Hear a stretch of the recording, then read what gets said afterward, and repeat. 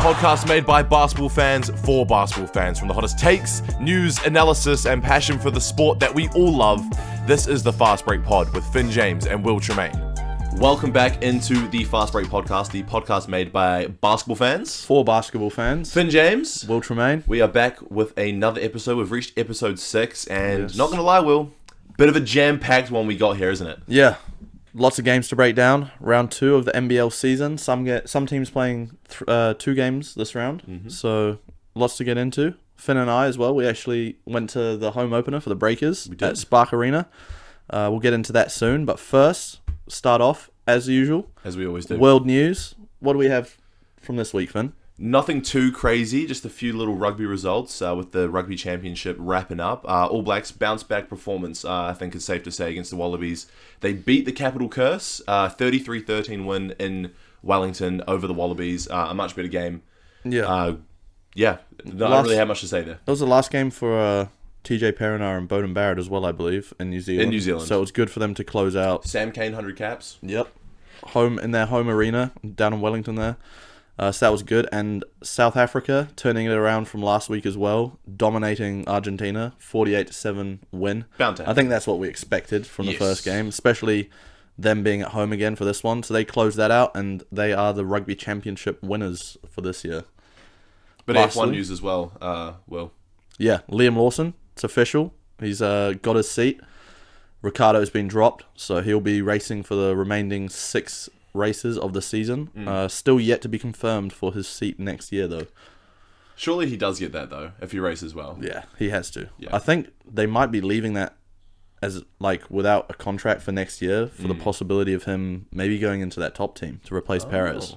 That'd be Just a little suspicion of mine. Wow. But lots of games around the league. Yes. Melbourne versus Southeast Melbourne, Finn. Kicking off the round 2, the Melbourne Derby. Yeah. Lived up to the hype. Pretty good game here. 96-84 win for Melbourne over Southeast Melbourne. Daly, as always, very impressive, showing his veteran presence. 18-point double-double. He's a double-double machine, old Dellavedova, and he's really showing his vet presence in the league already this season, carrying on his form from last year. Any takeaways from the game, Will? Yeah, no, like you said, Dellavedova, I think he's going to be one of those guys that's going to be up there leading the league in assists. He's got such a high IQ for the game. Being in the NBA for years, he was on that championship Cleveland Cavaliers team. He just brings so much to Melbourne, and hopefully he can carry them deep into the season. But Melbourne have looked a little bit rocky to start off. They really not have. looking like that number 1 seed from last year. No.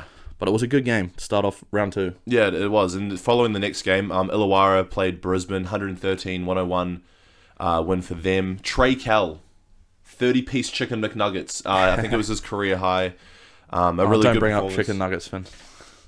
We're not bringing up nuggets, but we will later on. But Trey Kell, 30-point win. 30 points, win for Illawarra. Justin Tatum really showing that he's carrying on his form from last year. This team looks scary. Well, really, really scary. 3-0 to start the year.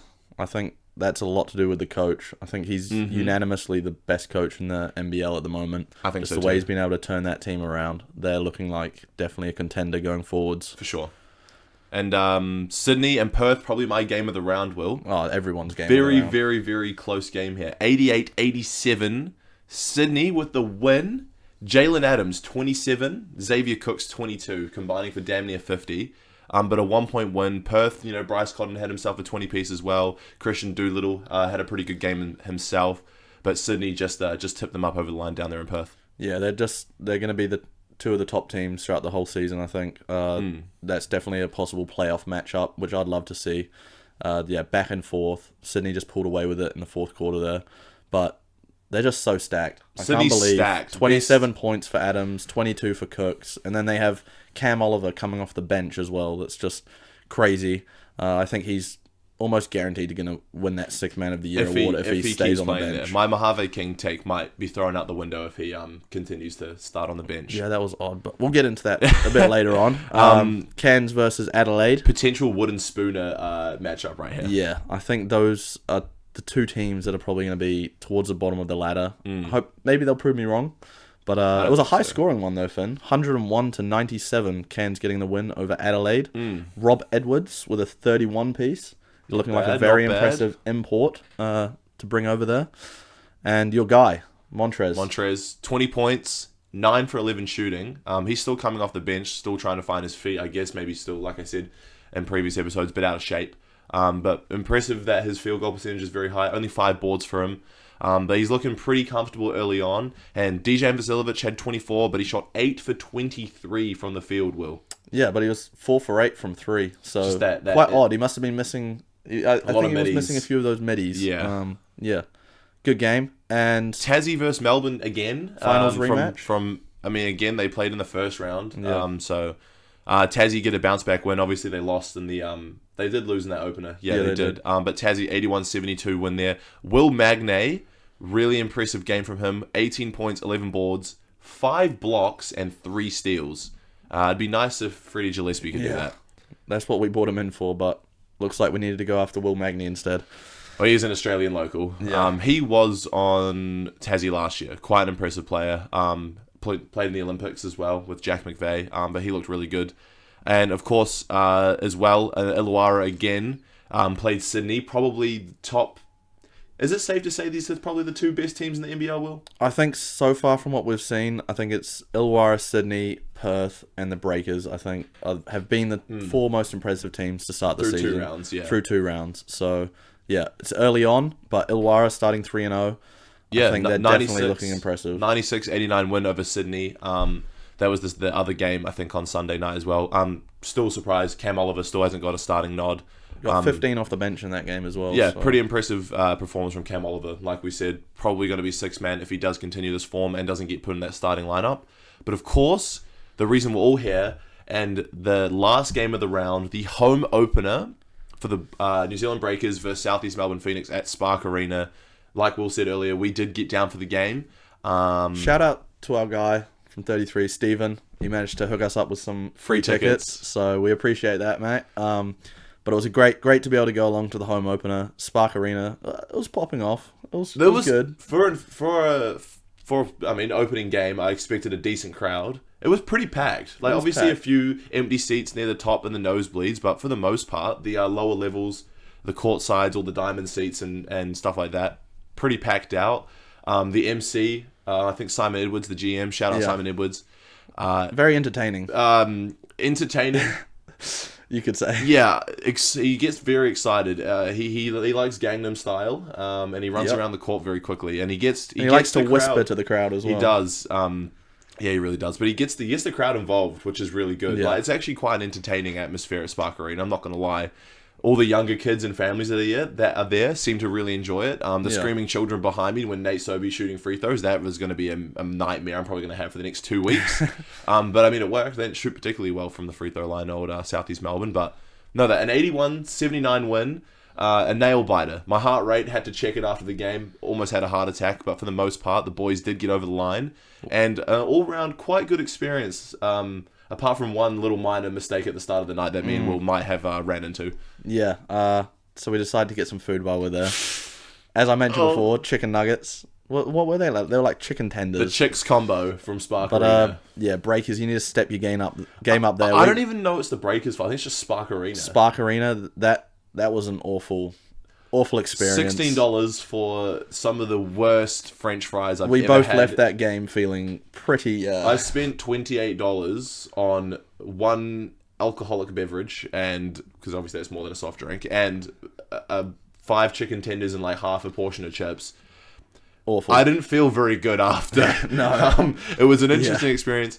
Let's just say next time I go to a Breakers game at Spark Arena, I'm probably not going to buy any food. Yeah, no, that is a guarantee. We had a live reaction. We both gave it about a 4 out of 10, and I mistakenly said the chicken actually isn't that bad. By the end of the game, my stomach hardly strongly disagreed with that 4. I'd probably give it a 2.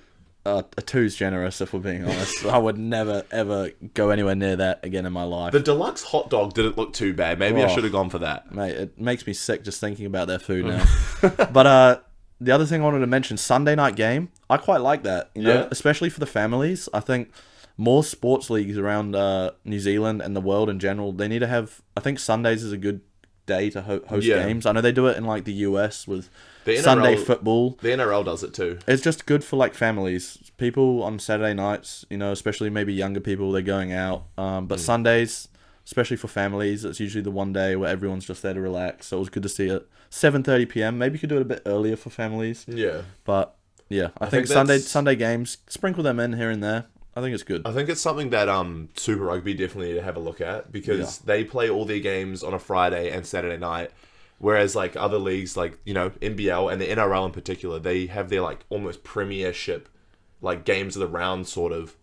They play a couple games on a Sunday, and it's really good because the crowds are great and like you said, we're really good for the family. So especially going into summer as well, like there's gonna be nice hot days. I think it would be nice to go out and have a day game. Tell me like a 4:30 p.m. game on a Sunday is not appealing.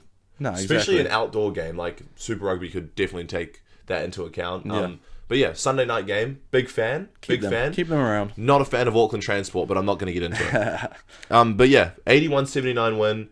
Any initial takeaways before we dive really deep into the game that really stood out to you and that most people probably would have caught their eye on too? I mean, I think we've mentioned it every episode at this point, but PJC yet again still hasn't had a bad game. 19 points, 7 assists as he does, but also 4 steals. 4 steals. Defensively, really, really I sound. think there's a chance. I mean, he's going to lead the league in assists and steals, and he's going to be up there in points. So this guy's just consistently our best player. Put the ball in his hands, and he will make magic happen.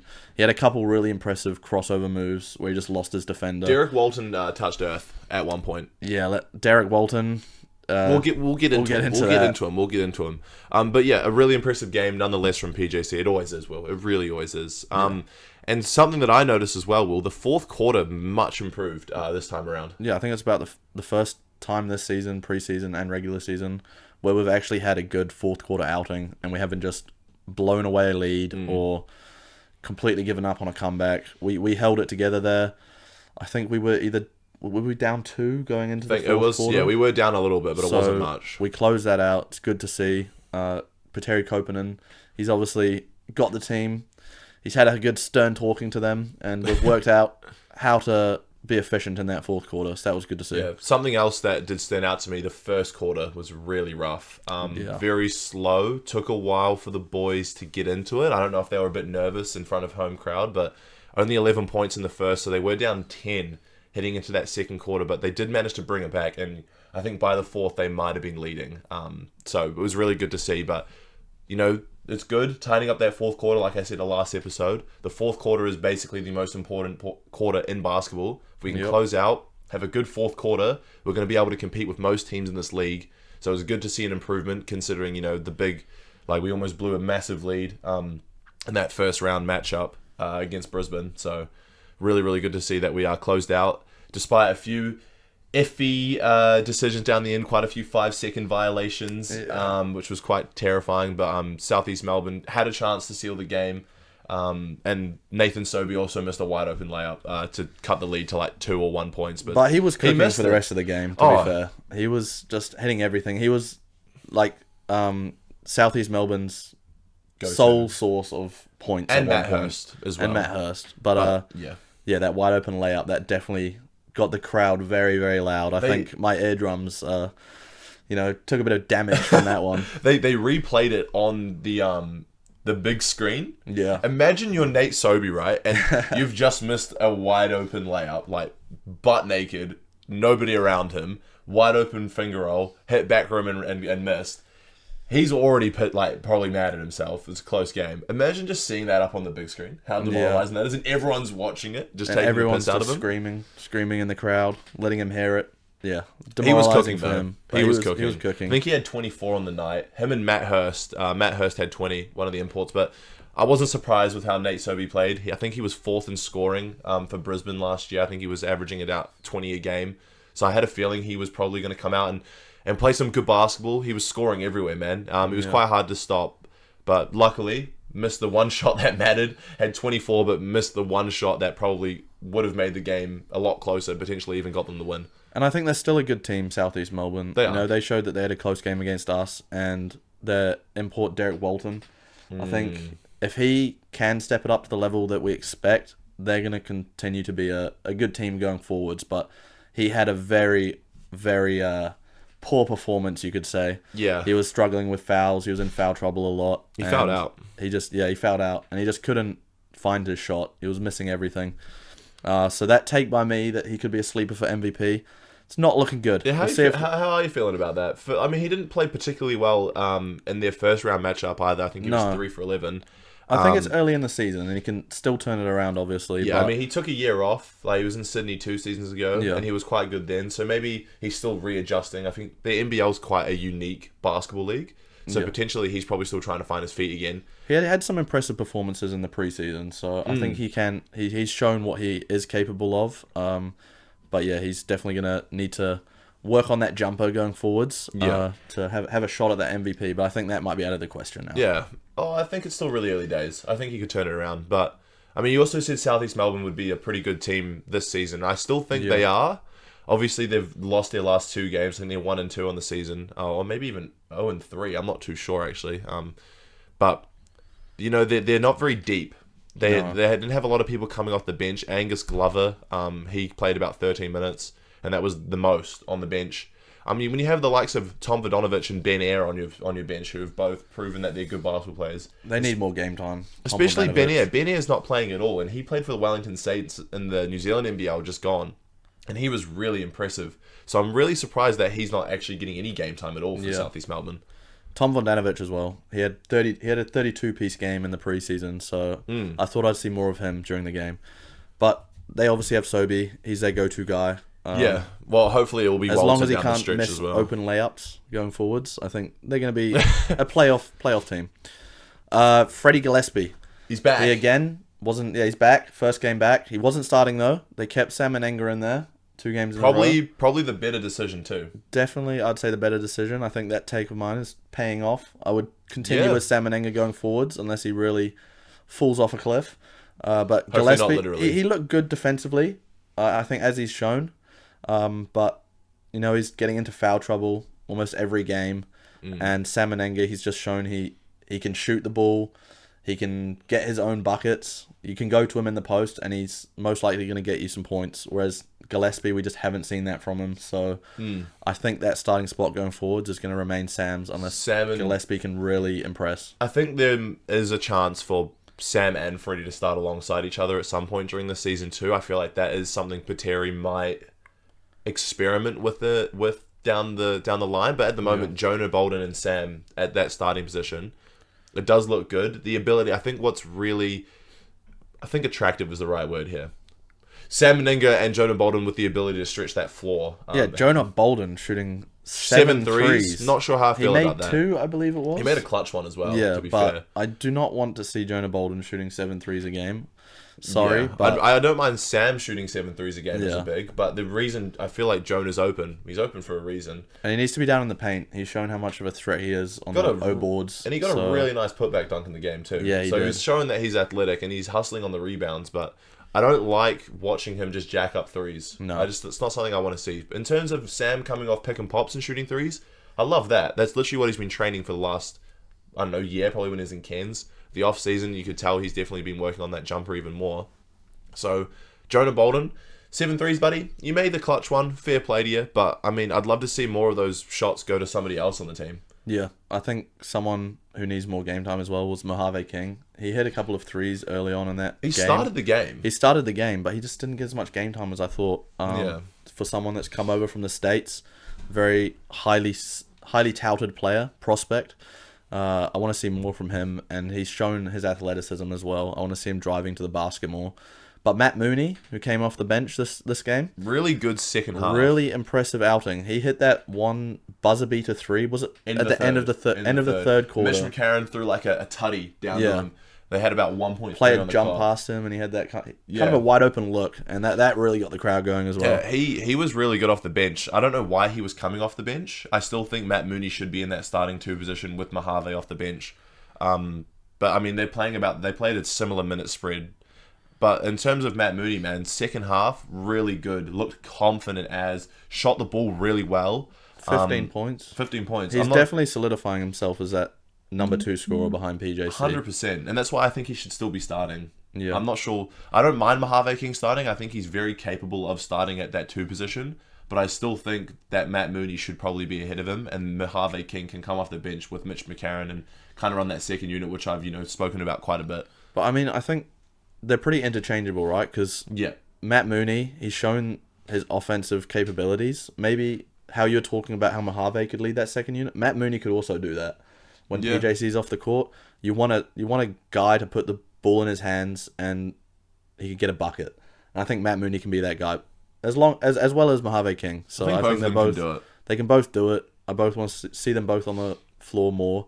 The minute spread was odd for this game. Really, really strange. I'm still trying to wrap my head around it. So first of all, Max Darling has started in back-to-back games. Still not sure. We're fans of Max Darling. I Let's just like make Max that clear, Darling. We but- talked about this in last episode. Me and Will are big fans of Max Darling. We think he brings a lot to a team.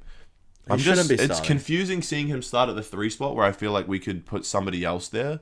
I mean, obviously the only obvious player that would replace Max Darling in that starting lineup as a genuine 3 would probably be Kareem Lopez Or Mojave which- King. or Mojave King. But I think in terms of size, having Max Darling there, who's a bigger dude, is probably the reason why he's starting. Bit more physical, a lot stronger than a lot of other these players in the team. But he did have, I think it was the worst plus minus on the team. He was about minus 12, minus 11 or 12 He's in the minus game. 7, which was Minus the 7. worst in the team. Yeah, so So I'm still trying to wrap my head around it, but yeah, the minute spread's really confusing. Not a single player has played over 30 minutes in the team. PJC needs to be getting way over the 30-minute mark. So he's played 28 minutes this game. And in terms of everyone off the bench, all the bigs are playing around 20 minutes. But it's a bit confusing. Everyone's kind of, I feel like it lacks consistency when you're subbing in and out a lot of players. Like we had, if I'll just count quickly, I think 5 or 6 players off the bench get on the court. yeah. That's 11 players playing. I think you need 9, especially for these close games Or against maybe teams. 10. Maybe 11's 10. a bit too many. Yeah. And it's just, I feel like it's quite hard to have consistency when you have all your bigs interchanging quite a bit. And Especially PJC 20 should minutes be a at game. 32 minutes per game minimum, I think, per game. I don't, like, if we're winning, it's cool. Because Yeah. it means his, like, load management is a bit low and there's a really good chance that, like, But this was a close game. it was a really close game. And obviously down the stretch he was there. But he came off with about 6 minutes left for a Yeah. rest. And I was like, shouldn't he just be closing out the quarter? Yeah. No, it was an odd minute spread, but we got the job done. Breakers, first home game, moved to 2-0 on the season. They did. So it's a great outing. Now we have a bit of a break though. They're going to go on this US tour Yeah. to play 3 teams, the Sixers, the Jazz, and the Blazers. So those are going to be exciting for some. For others, they may have differing opinions. Yeah. But actually, their new signing for this US tour, Tacko Fall. Oh, yeah. Finn was actually able to sit down and interview him. Yeah. Do you want to talk about that? Had a bit of a chat with him. Obviously, we'll throw to that now and we'll come back and have a chat. Yeah. Bit of controversy around this whole Breakers tour in the last few years. People think it hinders the season. It's a bit of an impact during the middle of the NBL season. Do you think it's a positive that the boys get to go over and play these NBA teams during the middle of their season? Absolutely. I mean, I would hope more teams would want or even have the opportunity to do that because what better way to you at the end of the day, especially when you have a lot of, let's say you may have a lot of young guys, what better opportunity is there out there for them to be, play against NBA teams, play against NBA level talent? I mean, that's just going to help them wherever they are in this world. And for me, I don't think there's anything negative about it. It's huge. Like it's a great thing. And obviously, you're only there for the 3 games. Do you think this is a really good opportunity to try to book your ticket back into the league? Obviously, you had a little stint there for the last few years, not long ago. Do you think it's a good opportunity that you'll be able to kind of make your way back into the league with these 3 games? Do you think get those scouts back on your eyes?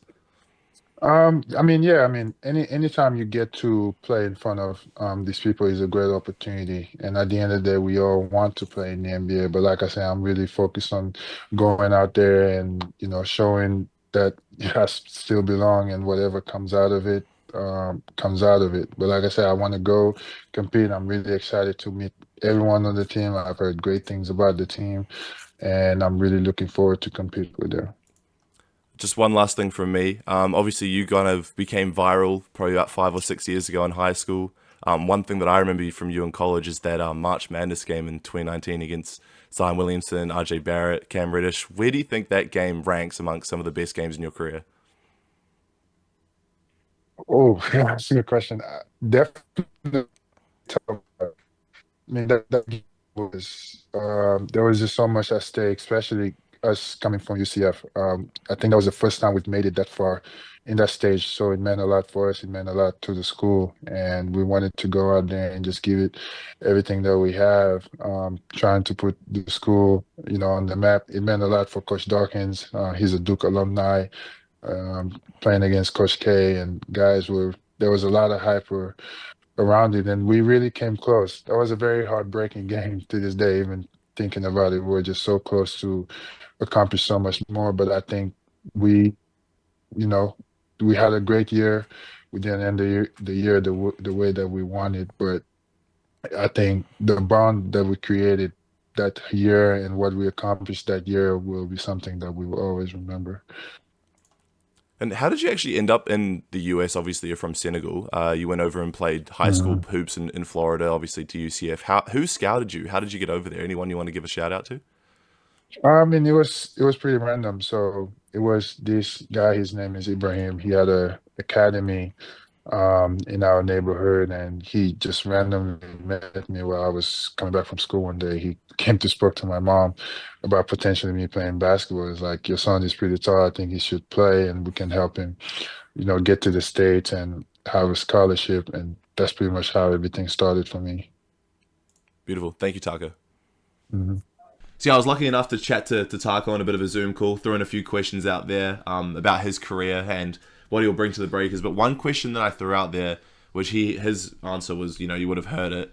I asked him whether he thinks it's a good idea for the Breakers to even go to America during the NBL season, and he said that why are more teams not doing it? I'm still a little bit confused. I have my opinions on this. This is the first time the Breakers have started 2-0 in a season since 2014, and now they take, I think, the next 18 days off till they play another NBL team. Yeah, I know you're on that side. I'm more on the side of Tacko Fall. I can see both aspects though. I think for the Breakers organization themselves, it is a bit of a, iffy topic. I think in terms of the current season, I don't like it because it's really disruptive. And imagine starting 2-0, you're gonna have all that momentum carrying into the next round, but you I just think disappear. for the players, I think Yes. that's why I do like it. They get some exposure to the best league in the world. So I think for the players, it's just an opportunity that is too hard to pass up on for them. So I am a fan of it. And I think they're still going to be getting games in. They're going to be playing the best teams in the world. I think it's not going to be too detrimental to their season, in my opinion. I think they're going to get some good outings against, those NBA teams. They're going to stay fresh. It's not like they're just having a 18-day rest period and then having to come back into the league. I feel like I don't know. I feel like I just can't agree with you because the NBA is just a completely different league to the NBL. And I understand, it's great exposure for the players. At the trainings and stuff, they will have scouts literally watching. For someone like Kareem Lopez, who's already supposed to be one of the best international prospects in 2 years' time, it's going to be massive for scouts to be able to watch him at trainings and stuff. I agree with that. But I still can't wrap my head around it. And this is in recent years, and especially last year, I didn't like it. I feel like they came back and didn't have a very good record for the next 5 or 6 games. And I'm scared that's going to happen again. Imagine they've started 2-0, the best start the Breakers have had in 10 years. And they could come back, lose all this momentum, and be in a really dark spot and drop a few games where they could potentially just continue their form and go on a pretty hot streak. Yeah, for the Breakers, it is a risky move going over there for the 18 days. But I think the other, people who really benefit from this is the NBL itself. 100%. I think this is massive. They get so many more eyes on the game. I think back to when LaMelo Ball and RJ Hampton were in the league and they played those games over in the NBA. All those American fans were tuning in to watch LaMelo Ball and RJ Hampton against NBA teams and players. So I think it's great exposure for the NBL. It may get some more fans from the US wanting to watch these new next stars coming up through the NBL who are going to be in the NBA in a couple years. Yeah. So I think, there's pros and cons to both aspects, but I am a fan of it. I know, Finn, you'd I'm like on to the see fence. changes. I'm a bit on the fence, leaning more towards I wish they didn't do it, but at the same time, I can definitely see the positives. And in terms of Tacko Fall signing, I still can't really wrap my head around this either. A great guy. It was really nice to speak to him, but I'm still confused about the signing. And the reason is because, like, you know, he's only there for the 3 games in America. Yeah. He's not coming back here. Cool, it's building a relationship with a 7'6" giant who's played in the NBA, who could potentially maybe move to New Zealand one day to play for the Breakers. Sweet, that's awesome. However, you have him coming in. He's going to be expected to probably start, play a lot of minutes, and take away minutes from the players like Sam Meninga, Grant Anticevich, Jonah Bolden, the other bigs who want to get their name out there for the NBA too. I understand, probably a really good locker room guy, 7'6", going to be really good to have with an undersized team playing against 7-footers in the NBA. But it's going to be taking minutes away from our players, with the whole reason going over there in the first place is to get exposure for our team, not Tacko Fall. Yeah. So how do you feel about that? Yeah, I'm not a fan of that part of it. I think the fact he's just playing the 3 games, it makes 0 sense, if I'm being honest. Like you said, he's a great guy. I love how his face lit up when you asked him about that UCF Duke game. Yeah. But yeah, I don't think it's good. He's going to be taking away game time from the bigs, like you said. Yeah, I think for players like Sam Meninga, a young guy, he's really going to like do well from the exposure in the NBA. But he's obviously going to have a limited role now that Tacko Fall's going to go in there and most likely start. Yeah. I think another reason I'm probably a big fan of this is probably Well, it doesn't playing hurt the that they're playing the Blazers. Portland They're playing the Trailblazers. Blazers. So the fact I'm going to see PJC going up against Scoot Henderson, can't Yeah, wait for that. That's going to be pretty cool. You're going to see them going up against your guy as well, though. PG. Yeah, I mean, they're playing the Sixers, so if PG's playing, I mean, I'm going to watch these games. Who's not? And obviously, they're going to be happening, I think, this week and maybe some next week. So obviously, in episode 7, we'll have a big breakdown of how the boys go in these NBA teams because they're having their break from the NBL. So the next episodes might look a little bit different with no NBL coverage. But imagine if they could pull off the upset, Finn. That would be. I mean, think it's it's happened. possible. It's happened once. I I think don't the think- Adelaide 36ers got a win a couple years ago against an NBA they team, did. and that was big. I just remember we played the Grizzlies about 5 years ago, and Thomas Abercrombie posterized Jaren Jackson Jr. Oh, yeah. They post that every single year, Every by year. the way. So I'm not going to be surprised if the Breakers probably post up that poster from Abo. Well, the fact it was against the NBA's defensive player This of is the year before as well. he was like a rookie or a sophomore at the time, so he was probably still Still a great defender, Still though. was back then, but that was really cool to see. So yeah, positives and negatives. Entertainment wise, I love it. Yeah. In terms of the current season, I don't. Exposure for the players, it's great, and I think they should probably really take a look and think if they should keep doing this next season. If we come back and we're worse, I think it's something they should reevaluate. Maybe only play 2 games. I mean, they added the Sixers pretty late. They were only supposed to play the Jazz and the Blazers, so the Sixers was added quite late. But three games against NBA teams is huge. Don't get me wrong. I'm still just on the fence. We'll see if Finn's mind changes once we come back to round 3 for the Blazers after these 3 overseas games. For the But Blazers. for the Breakers. Breakers. Sorry. Both start with a B. 2 of my favorite teams. But getting into the NBA news, massive trade that happened Huge. just a couple days ago.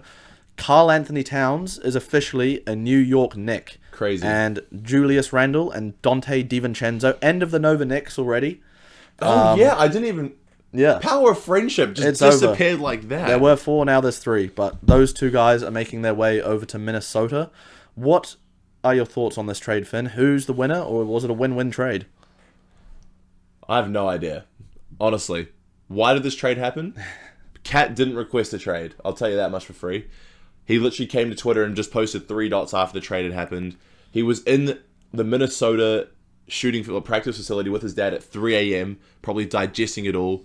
He's been at Minnesota for his whole career. I think it's 9 years now, Karl Anthony Towns. It's been a long time. And no request. I think he loves his time in Mini. He's going to have to move his entire life over to New York. I don't know how he would feel about that. I think he's probably upset. I don't know who wins this trade. Randall off to the Wolves. DiVincenzo, a really good player off the Wolves as well. I heard that DiVincenzo wanted out because his role was decreasing. He was upset. So I think he wanted to dip out. But to be fair, he's going to a pretty stacked Wolves team where he has to play behind Anthony Edwards. Yeah, So I think his not- role's going to be even less now on Minnesota. Potentially. They have So- Rob Dillingham there as well. Their guard rotation's going to be pretty deep over there in Minnesota. I don't know who wins this trade. I don't know if it's a win-win or if it's just a trade that happened. I think having Cat on the Knicks is great. I mean, he's a really good player, great shooter. It'll be interesting to see how he goes in the Eastern Conference. In terms of Julius Randle, My theory is he has a really good season and then a really crap season. Last season he was really crap, so maybe he's going to have a really good year this year and really help Minnesota continue to be a good team. I mean, they were a top 3 seed last year, I'm pretty sure. Yeah, third seed.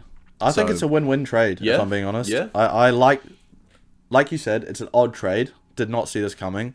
But I think Cat on the Knicks, he's obviously going to slot in. He's going to go back to his natural 5 position.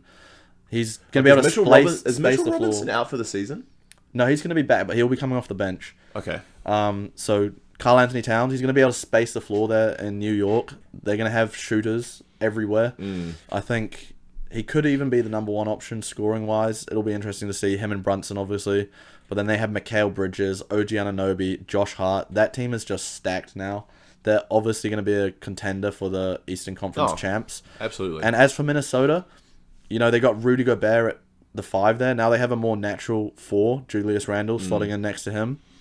And DiVincenzo coming off the bench. He's a really impressive player. I think Great scorer. a lot of people sleep on him. Really good scorer. Good scorer and a good defender as well. So I think it's a win-win in general. A first-round pick was also part of this deal. I think it was to Minnesota from New York. Yeah. So They got a pretty decent haul for Cat. they got a good haul haul. for Cat. It'll all depend, I think, on Julius Randle and how well he plays next year. If Julius Randle has, my theory, the good Julius Randle season, where he's an all-star, then sweet, this is a good trade. Otherwise, maybe the Knicks did win it. But I mean, it's hard to tell. I mean, we'll revisit this in a The in a NBA couple isn't years. far away, guys, so we'll be able to kind of digest this trade. What, 3 weeks now? 3 weeks. I think the 22nd of October Yeah. is tip-off, so it'll be interesting to see how it goes, and I'm going to have my opinions. It's going to be really cool to see all these new players around the league and how they're going to slot into these teams for sure. So coming off that, another week, another top 10 list. Here We're go. on to the small forwards this week. There are a few players we just want to mention that aren't on this list. Kevin Durant, Jason Tatum, they're going to be on our power forward list. Paolo Banchero as well. Yes, he's he's a also on our forward. power forward list. And if there's anyone we missed out, and you think they should be in there, Leave a comment below. Chances are they're in the power forward list, or please crucify us in the comments. Yeah, so getting right into it, 10-1 again, Finn. Who do you have at number 10 for the small forwards? We've got the same pick here. We do have the same pick. The boy from Orlando, Franz Wagner. I'm actually a fan of his game. But yeah, I have him at 10. I think he could have a bit of a leap this year. I mean, he averaged 17 a game last year. Shot the ball kind of iffy from 3. Potentially he could have a good year. I've got Franz Wagner at 10. Yeah, I think, like you said, he could have a leap, but also I think Paolo's going to become a lot more dominant with the ball in Orlando there. I think Franz is going to take more of a back seat, but I still think he's going to be a top 10 small forward in the league going into next year. At number 9, we have differing picks here, Finn. Who do you have at number 9? I've got the boy from New Orleans, Liam. If you're watching, I know you won't like this one. I've got Brandon Ingram at number 9. Any reasoning behind that? I just think there's better small forwards in the league than Brandon Ingram. I really like him. He's a great player, mid-range god, underrated passer. That's something I know Liam would like me to say. A really underrated passer, but I just think there are better small forwards in the league than Brandon Ingram. Fair enough. So I got him at number 9. That's our first differing pick there. At number 9, I've got DeMar DeRozan. I think he's going to go into a lesser role now in Sacramento. He's got Sabonis and Fox there to share the ball with. I've got him at 9. He's getting older as well. So, again, this is predicting where we think they're going to be by the end of next year. I think he's going to have a bit of a down year from the DeMar of old that we know. So, I've still got him in the top 10, but he's slotting in at 9 for me. And Number 8, we've got the same same pick. This is one of my favorite players in the league as well. The boy from Finland. Yes. Utah Jazz. But Terry Copenhagen's boy. Larry Markkinen. I think this guy's incredibly good. I might have him a bit low, actually. I probably could have put him higher, but I think the Jazz are just going to be so poo next season that even though he might put up good numbers, I feel like they're going to be empty stats. He could be an all-star again. I mean, he was really impressive last year. But he was in trade talks a little bit this year too, before in the season, but obviously he's still on Utah. But Larry Markkinen, number 8, great scorer, decent defender, 6'10".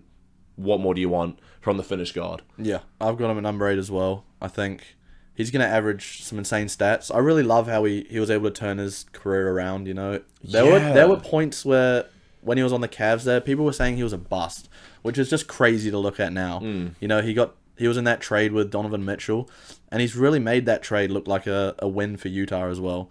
A win-win, But Keep him around. Utah yeah. could, if they draft well and maybe make a good sign at some point. They had a during the very next good 5 draft years. this year. Who do they get? They got Cody Williams, Oh, yeah. Kyle Filipowski, and Isaiah Collier. So it was a good That is draft a for good the draft. Jazz. Jonte they're George definitely coming a through team. as well. Yeah. On to number 7. We've essentially just swapped our 7 and 9 picks. So I've got DeMar at 7. I mean, you could argue he played power forward for the Bulls, but I feel like he will be he'd probably be a 3. I think He will be the 3. Keegan Murray will start the 4. Yeah. DeMar at 7 for me. I just think that he is a veteran presence, a great scorer, an underrated passer, pretty decent defender. I just think he might have a really good year in a new environment. I think he could potentially have a really good season. But it's a bit iffy. He could regress with the other talent on his team, but I'm going to slot DeMar at number 7. Yeah, number 7 for me, Brandon Ingram. You mentioned him before. I think just the fact he's a lot younger than DeMar, he's kind of going into his prime now, already in his prime. Yeah. 27, 28, around Couldn't there. tell Yeah, I think he's going to be on the better team with the Pelicans. Obviously, there's going to be more ball to share with the other players. They've got DeJounte Murray there now as well, and CJ McCollum, Zion Williamson. It's a pretty stacked team, but Brandon Ingram, I think he's a bucket. Like you said, he's a good passer as well. So I had to put him in there at 7. I think he's going to have a better year than DeMar personally, just Sweet. being a younger guy. Cool. At number 6, I have Scotty Barnes. Potentially could be a power forward, but I have him at small forward. I think he probably plays. No, he is playing the small forward. He's got a baby on the way. We know how some of those theories work. When you have a kid, you play better. Yep. I just think he's really good. A really good defender. He's shooting the ball a lot better now, especially last year. I think he was an all-star last year as well. I just think he's going to continue to develop and be probably one of the first options on Toronto for obvious reasons. Obviously, I mean, RJ Barrett and Quickly are there, but I think Scotty's going to definitely be touching the ball quite a bit. So I got him at 6. Yeah, number 6 for me, I've got Paul George. I know, Finn, you're not going to like that one. Nah. We've swapped our 5 and 6 around. But I think, he's getting older. He's still a bucket, but he's gone to a Sixers team where they've already got the best scorer in the league, Joel Embiid. They've got Tyrese Maxey, who just popped off last year, 27 a game. So I think PG is going to be the 3rd option on that team. Damn. So I think he's going to have a bit of a down year. He was only averaging about 22 last year on the 22, Clippers. 23. And that was Look, as he a was sharing the 2 call with option. So I think he's going to be around that 18, 19, 20 point per game mark for the Sixers next year. I just couldn't put him over Scotty Barnes, who is my number 5 pick.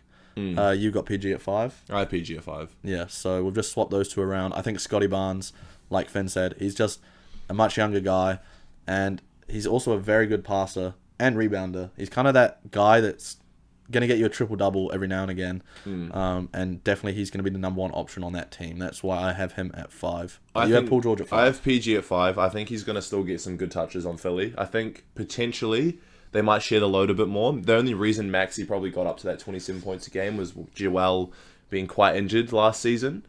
But I think PG's still probably going to average more than maybe around 20 points per game, sharing the court with 2 very ball-dominant scorers. And I think defensively he might pick it up a bit, considering he won't be touching the ball as much on O. So I think a very valuable piece. Obviously a very, very, I love him as a player. But I have him at number 5 because I do think there are 4 better small forwards than him in the league. Yeah, so we've both got the same 4. A little bit of a different order. Yeah. Who do you have at 4 there, Finn? So I've got Jimmy Butler at 4. Playoff Jimmy Butler could have been 2nd or 1st, but obviously this is regular season, so I've got Jimmy Butler at number 4. If he It's by the end of the season, to be fair. So it Yeah, could well, no, he include only the starts playoffs. playing good in the playoffs, though. If Jimmy Butler cared about basketball for 82 games in the regular season, he'd probably be potentially higher, but he's at number 4 for me. Yeah, number 4 for me, I've gone with another one of your guys, Kawhi. I think it's too hard to tell with Kawhi. Again, he's that guy that could be number 4 or number 2. It's hard to tell. It's just he's very injury prone. You don't know what you're going to get out of him. When was the last time he played more than 60 games in the season? Last season, okay. He played quite a few games last season. Yeah, but you can't trust him. He's getting older. He's injury prone. I just couldn't validate putting him any higher. So he's at number 4 for me. Still a great player, but yeah. So I have Kawhi at 3. I could have put him higher, but I had to put my pride aside, I think. And it, like Will said, it all comes down to how many games Kawhi plays and how healthy he is. He just had knee surgery, and the chances of him, starting the regular season, they're still in the air. So they're just rehabbing his knee until the first opening game.